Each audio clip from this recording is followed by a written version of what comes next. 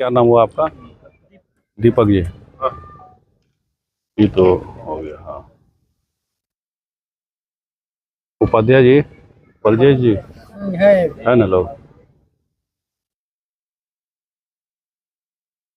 Rugby प्लेयरों के आपके द्वारा सम्मानित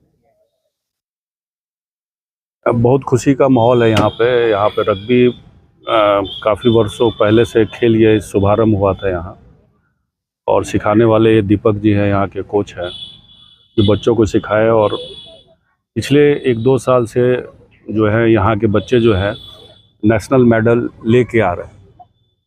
और जो हमारी जो स्पोर्ट्स पॉलिसी बनाई गई थी, तेजस्वी जी की सरकार बनी थी, जब हम लोग की 17-18 महीने की सरकार थी, उस समय ये पॉलिसी बनी थी। तेजस्वी जी का दबाव था कि नहीं, जो मेडल लेके आएंगे स्पोर्ट्स में उनको नौकरी जो मिलेगी। नेशनल लेवल पे कोई भी मेडल लेके आते हैं, इंटरनेशनल लेवल पे मेडल लेके आते हैं, तो उनको ज़रूर नौकरी मिलती है। उसका फ़ायदा जो है सर जो यहाँ पे ट्रेनिंग दिए, उसका लाभ जो है यहाँ के बच्चों को मिला। आज 3 बच्चे, 2 लड़की 1 लड़के ऐसे हैं जिनको जॉब लगा है गवर्नमेंट में।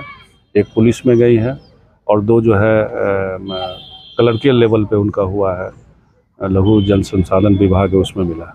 बहुत खुशी का माहौल है। उस बच्चे को हम लोग सम्मान दिए हैं। खिलाड़ियों के लिए और क्या करना जी, और सारे खिलाड़ियों के लिए क्या? खिलाड़ियों के लिए बहुत अच्छा। अब तो खिलाड़ी के गुरुजी सिखा रहे हैं। वही हम बोले कि अगर ये दिशा नहीं दिखाए रहते तो आज जिस मुकाम पे बच्चे पहुँचे नहीं पहुँच पाते। और इस गांव का, तेघरा गांव का भी बहुत बड़ा सहयोग रहा है। ग्राउंड दिए है यहाँ खेलने के लिए, लोग मदद करते हैं, हर समय इन लोगों को मदद करते हैं, प्रोत्साहन करते हैं। इन लोग का है कि आगे भी स्टेडियम बनना चाहिए, कुछ खेलने का ग्राउंड होना चाहिए। इस चीज़ को भी हम लोग आगे जो है वक्त आएगा तो उसको भी हम लोग काम करेंगे। हर साल यहाँ से बच्चे जो है, हर बच्चे यहाँ के जो कोच हैं उनके द्वारा मांग की गई है। बिल्कुल, अभी बताए हैं और ज़रूरी भी है। जब इतना रिजल्ट मिल रहा है तो उसका भी हम लोग को ख्याल रखना है। तो बिहार सरकार का कोई भी प्रपोजल आता है तो पहला जो हम लोग चौराहा के आसपास इनके ग्राउंड की व्यवस्था हम लोग करेंगे। जिस तरह शाहपुर में हम लोग बनाए हैं स्टेडियम, उसी तरह हम लोग कोशिश करेंगे कि आगे जो मौका मिलेगा उसमें हम लोग बिहियाँ चौरस्ता में भी खोले ताकि बच्चे सब यहाँ खेल सकें। दुनिया का टान के बीच में 3 बीघे की जमीन की काफी चर्चा क्या है? देखिए, हम तो वादा किए थे और लोगों का डिमांड था और अपने पार्टी के सहयोगी लोग भी डिमांड कर रहे थे। इस मुश्किल घड़ी में पूरा आपदा थी, पूरे देश भर में लोग जान रहे थे, लोगों का मकान गिर रहा था, लोग काफ़ी भावुक थे कि लोग कहाँ जाएंगे। और जमा पूंजी से लोग मकान बनाए थे। तो कई लोगों का डिमांड था कि ऐसा नहीं हो सकता है कि कोई दान करे और गांव को बसाया जा सके। लोग को था कि जवेनिया का नाम जो है मिट जाएगा। तो उसी समय हम लोग का दिमाग में आया कि अगर इस तरह की बात है तो हम लोग आगे बढ़ते हैं। तो हम लोग मिलजुल के जो है हम लोग ऐलान किए कि ठीक है, हम लोग 2 बीघे 3 बीघे के करीब हम लोग दान करते हैं ताकि जवेनिया का जो अस्तित्व बचा रहे। उस पहल पे हम लोग आगे बढ़े और धनेसर जी हैं, बबलू जी हैं, सब लोग मिल के और ज़मीन की खोज की गई। ज़मीन की खोज करने के बाद ज़मीन उपलब्ध हुई। उसके बाद हम लोग फंडिंग किए, सभी लोग मिल के जो है कल जो है उसका जो है पिछले दिन जो है उसका हम लोग रसीद गिराए और रजिस्ट्री हो गया। और हम लोग जवेनिया गांव का जो वादा था अस्तित्व नहीं मिटने देंगे, उस और 3 बीघे का हम लोग का डिमांड था वो हम लोग पूरा कर दिए। खाता खेसरा को लेकर के काफी चर्चा थी कि कौन सा खाता खेसरा कौन सा है? खाता खेसरा कल आपको बता दिया गया होगा, आप लोग चलाए भी होंगे। लेकिन जो खाता खेसरा जो मांग रहे थे वो लोग गायब हैं।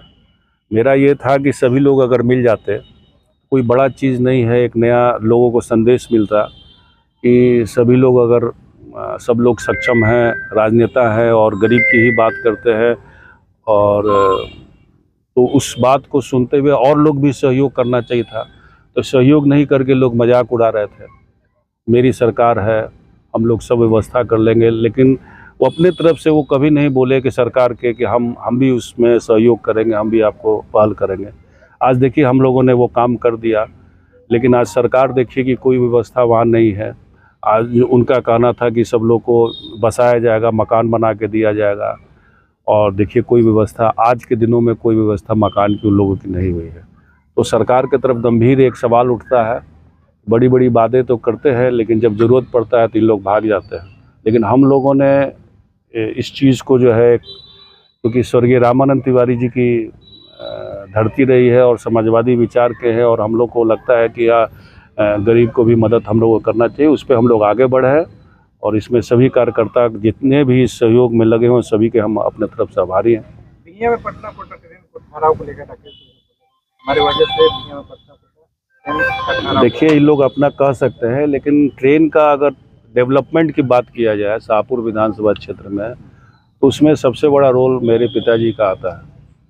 क्योंकि बिहिया के बारे में सबसे पहले बिहिया को अच्छे बनाने में, जैसे बिहिया की सब्जी मंडी है उसकी दुर्दशा थी, उसको बनाने में मगध एक्सप्रेस है, विभूति है, एक ट्रेन और है महत्वपूर्ण, 2-3 ट्रेन जब लालू जी थे, फरक्का थी, जब लालू जी थे रेल मंत्री थे उस समय वो स्टॉपेज करवाए।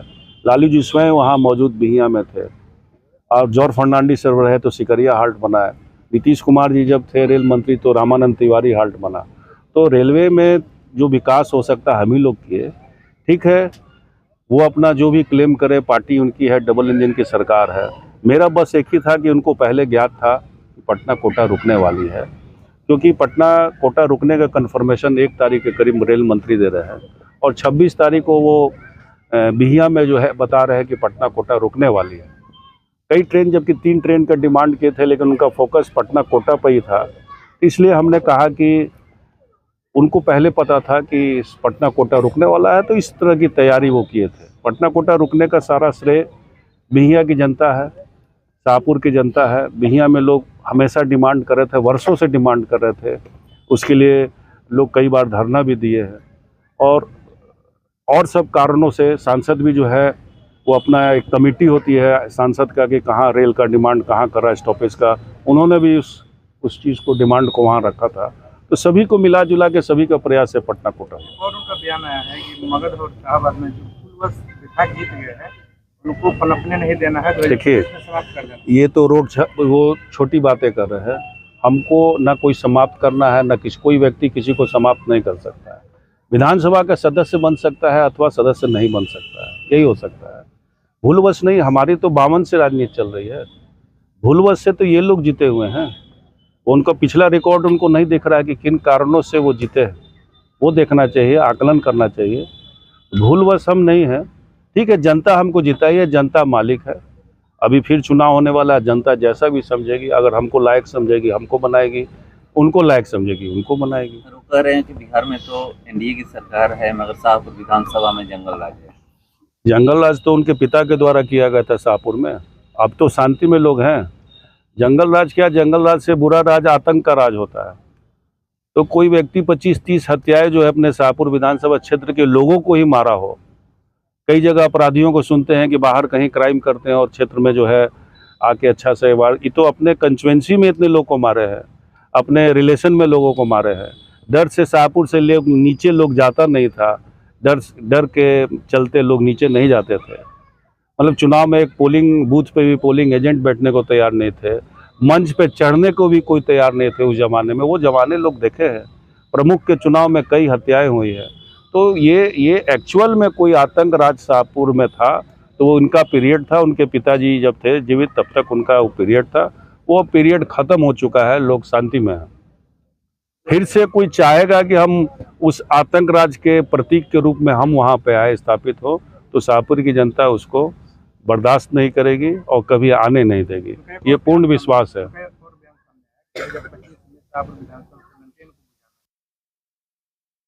ठीक है, अब ललटेन बुझेगा कि कमल बुझेगा वो तो जनता पे छोड़ दिया जाए।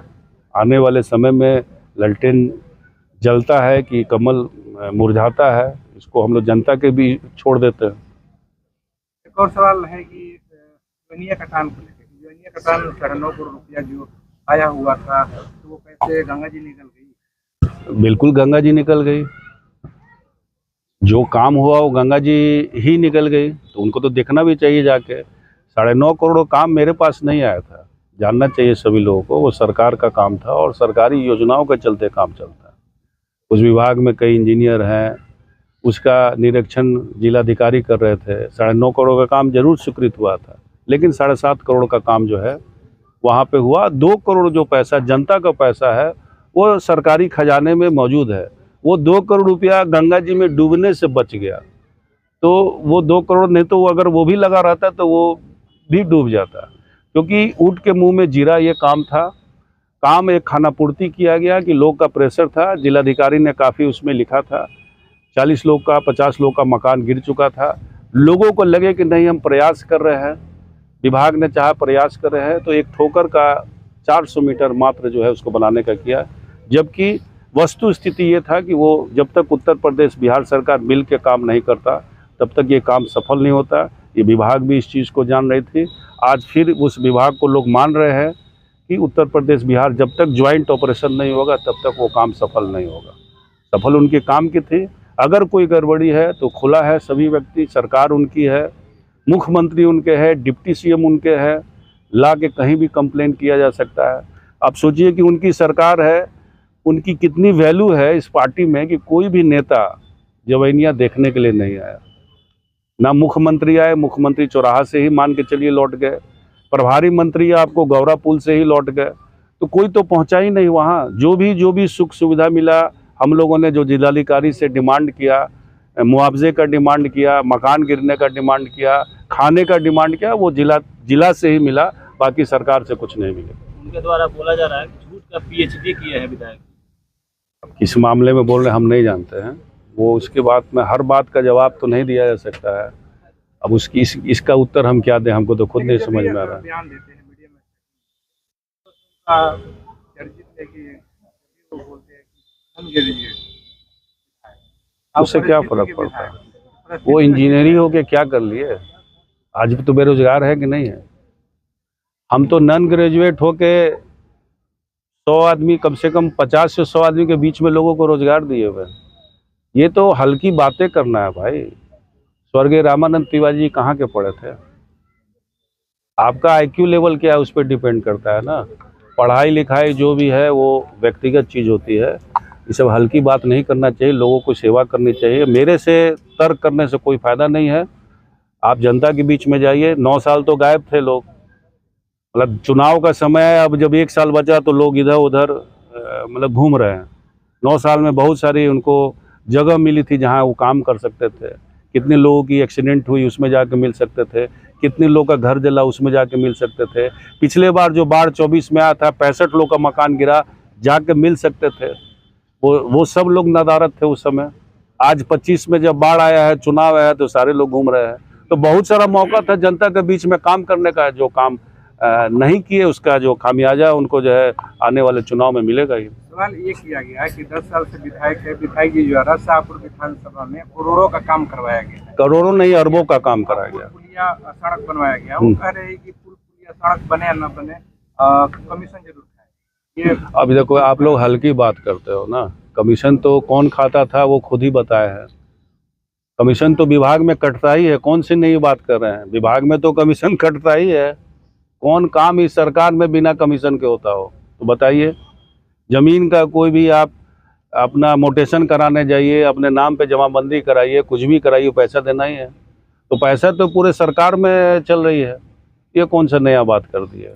और कौन कमीशन लेता था वो पूरी शाहपुर की जनता लोग जानता है कि आंगनबाड़ी से कौन पैसा उठाता था, जन वितरण प्रणाली से कौन पैसा उठाता था, राशन के दुकान से कौन पैसा उठाता था, शिक्षकों से पैसा कौन उठाता था। यहाँ तक स्कूल में जो अध्यक्ष बनते थे, स्कूल अपने मर्जी से काम नहीं करा सकता था, उसमें भी उनका रोक टोक था। तो शाहपुर की जनता सब लोग जानते हैं कि कमीशन का खेल और रंगबाजी का खेल इस शाहपुर में कौन किया है।